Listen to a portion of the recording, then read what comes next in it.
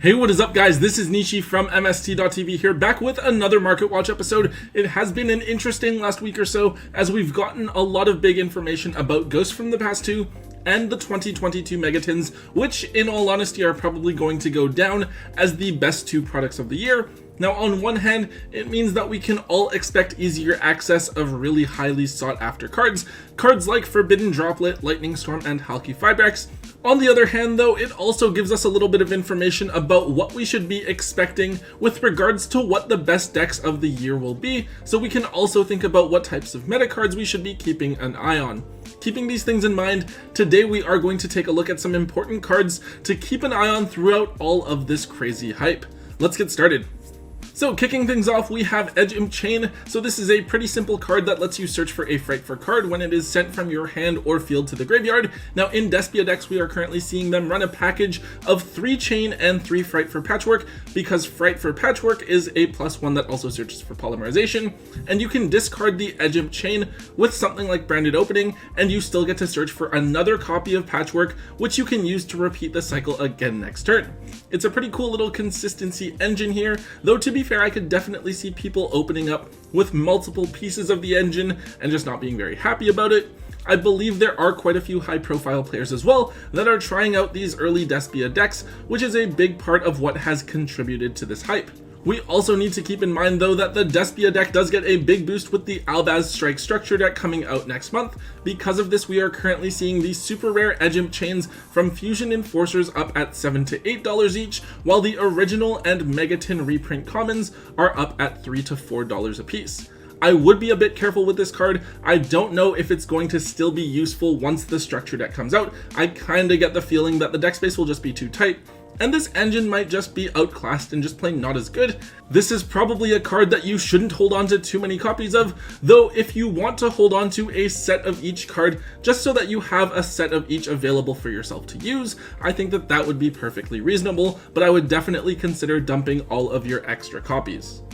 Next up, we have Contact C. So this is a sort of hand trap that works a bit strangely, where you can special summon it to your opponent's side of the field when they summon a monster, but the next time that they go into their extra deck, they have to use Contact C as a material. I feel like this card hasn't really seen that much play recently, especially since there's nothing stopping you from going into something like a Halki Fibrex or a Retaliating with it. However, Contact C is seeing a little bit of attention here preemptively as people are preparing for the Albaz Strike Structure deck matchup.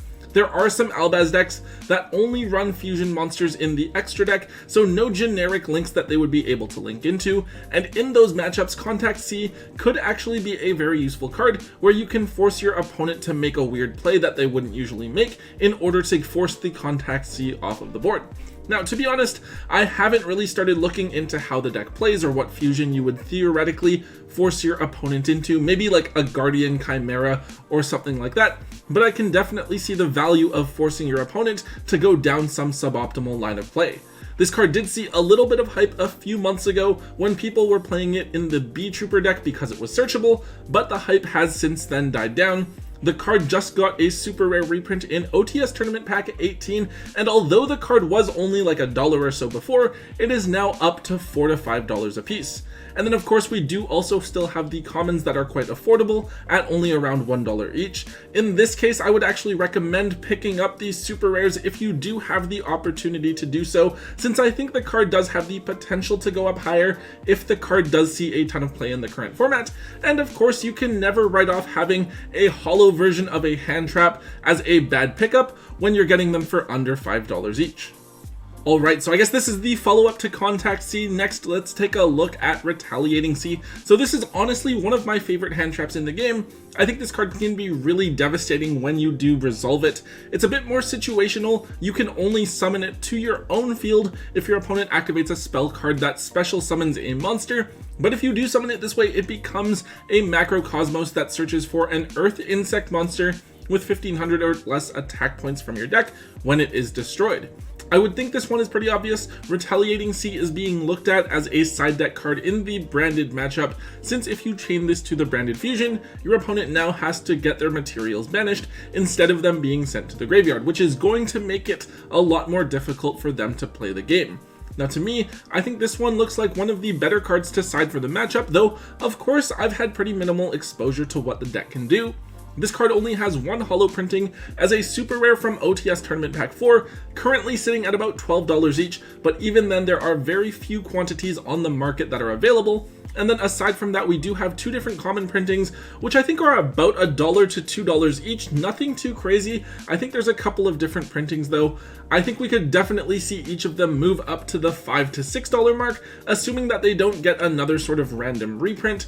The card is currently seeing a decent amount of play in the OCG as well, and a lot of players will naturally look to the OCG format for ideas of what to play here in the TCG, so this is definitely a card that you will want to keep an eye on and consider picking up if you can get them cheap enough. Next up is a card where the price movement that we're seeing is actually pretty interesting. It is Red Eyes Dark Dragoon.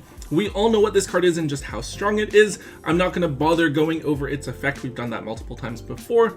However, one interesting thing that did happen is that it is confirmed that Dragoon is going to get a reprint in the 2022 Megatins. I think a lot of people were speculating that perhaps Dragoon might get banned on the upcoming ban list, whenever that is going to drop, as the card has been banned over in the OCG for quite some time. However, with the Megaton reprint coming out not until later this year, this is basically signaling to the player base that Dragoon is here to stay for the foreseeable future, because why else would they reprint it? Especially since there are also some variants of the Albaz Despia deck that use Dragoon as well. Now there are currently two different printings of Dragoon. The Starlight Rare version actually did bump up, as it has gone from $350 to $400 to now being $500 a piece. I think people are looking at the higher rarity version as a more stable investment that won't lose value when the card is inevitably reprinted. However, the 2020 Megaton version has actually fallen from $130 down to $100, as the lowest rarity version of the card, a significant chunk of Dragoon's value, comes from how difficult the card is to find. With a reprint, the card is much more accessible, and as a result, it loses a decent chunk of its value. Now, even if you have your one ultra rare copy of Dragoon from before, I think that's fine. It's still a card that a lot of players are going to need to use, and a lot of decks can still splash it in. However, I do think it is correct to sell off your extra lower rarity copies of Dragoon, because those will fall in price when the reprint officially hits the market. As for the Starlight, I don't really want to drop $500 on a single card, but I do think that the expected continued playability of the card just tells us that this card's price is going to be very steady for the foreseeable future. Next, this is a card we should probably be keeping an eye on as well. It is Ice Dragon's Prison. Now, this is a normal trap card that has seen fluctuating amounts of play over the last year or so. On one hand, it is a great trap that can out your opponent's field and graveyard, but it has the natural downside of being a trap card, so the card is inherently a little bit slower. I do think that the card does see a bit of play in some trap decks that we have running around in the current format, such as Eldritch. Ice Dragon's Prison is worth noting because the card was supposed to be reprinted in the Albaz Strike Structure deck as a common, and yet it wasn't, and so there remain only two printings of the card, the original Ultras and the Megaton Secret Rares. Now, in the past, we've seen cards get only the original and Megaton printings and then become expensive within a couple of years because the card becomes great but is still somewhat difficult to find, two printings not being that much, and there's a chance that this could be the case with Ice Dragon's Prison moving forward. However, that does kind of depend on the card not being reprinted, so this remains just a card for you guys to keep an eye on. With everyone kind of having a similar knee-jerk reaction to the card not being reprinted, we saw a little bit of a price bump up. Either copy of the card is now going to cost you around $10. However, this is definitely a card for you guys to keep an eye on if we start to see it move back down towards the $6 to $7 mark, because the card just isn't useful within the next couple of formats. That might be your signal to buy into a few copies, because the card is just a generically strong card that should definitely find its way back into a format in the future. Alright, so this is probably one of the craziest pieces of news to drop recently, but Aluber, the Jester of Despia, is going to be reprinted in Ghost from the Past 2, just in time for the release of the Albaz Strike Structure deck. This card was pretty well known because of how expensive it was getting. I think we saw this card at around $150 yesterday before the news dropped. However, in less than a day, we've already seen the card drop by half, down to $75 a piece on TCG Player currently. And honestly, it wouldn't surprise me to see it continue dropping even further. This is obviously one of the key cards for the Despia deck, and you're going to need to own 3 copies if you want to play the strategy, which is why it was so high in the first place, but the deck just got a ton more affordable with this reprint announcement. Now, to be fair, we don't know if Aluber is going to be short printed in Ghost from the Past 2 or what, and until we know that, it'll be hard to say where the price of the original or reprint Aluber is going to settle at. If I had to guess, I would think that the original Alubers should be settling between $40 and $50 a piece, especially if the originals are secrets and the reprints are a different rarity like a super or an ultra rare. I think that would be pretty reasonable. A lot of people, though, are going to be perfectly happy with playing the lower rarity reprint version, especially given that the rest of the Albaz deck is going to be accessible via the structure deck. I don't really have much to say about this one, since I think that this reprint absolutely caught all of us off guard. If you are holding on to a bunch of copies of Aluber and were waiting on the release of the structure deck to dump them, well, hopefully some of your other Yu-Gi-Oh! Investments are going a lot better than this one. And to wrap things up, the last card we're going to talk about is Ghost Reaper and Winter Cherries. This is a Ghost Girl hand trap that used to be really popular but hasn't seen too much play recently. It has a pretty simple effect. If your opponent controls more monsters than you do, you can discard this card, reveal a monster from your extra deck, and then your opponent has to banish all cards from their extra deck with the same name as the card that you just revealed. So effectively, this card can get rid of key cards like DPE, Halki, Fibrax, or Chi-Xiao from your opponent's extra deck, and make it very difficult for them to play the game or for some decks to function at all, especially if they've already committed to a certain line of play.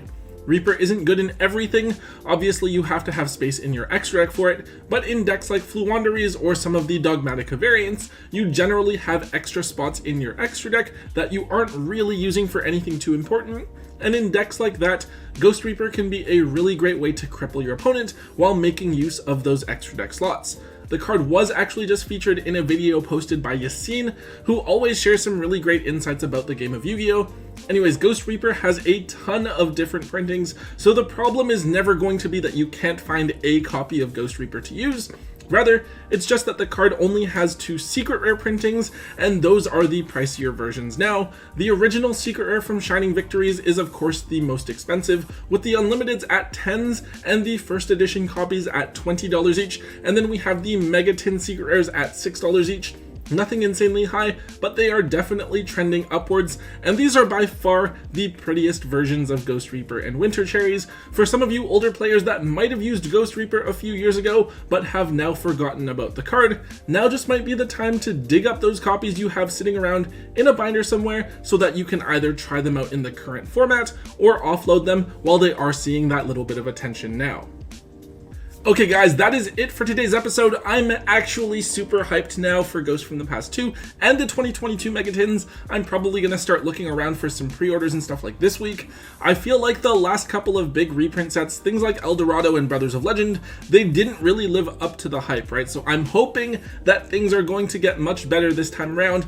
Anyways guys, if you did enjoy today's Market Watch, please make sure you let me know by hitting that thumbs up button for me.